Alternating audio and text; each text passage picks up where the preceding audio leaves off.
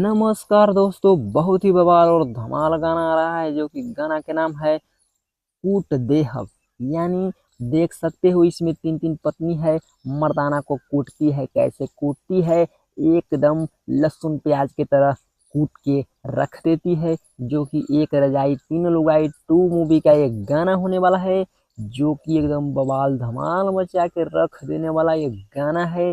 देख सकते हो तीन तीन पत्नी ने पति को कैसे कूटती है नीमक प्याज डाल करके। तो देखिएगा, गाना एकदम बवाल धमाल होने वाला है। जो कि गाना गाए हैं प्रियंका सिंह, अनु पांडे, अंजलि यादव और गीत लिखे हैं प्यारे लाल यादव और संगीत दिए हैं साजन मिश्रा।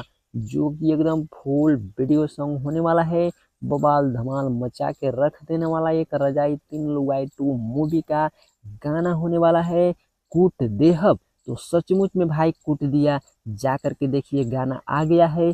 बवाल धमाल गाना होने वाला है, जो कि इंटरटेनमेंट रंगीला के यूट्यूब चैनल से गाना आया है 7 बजे सुबह।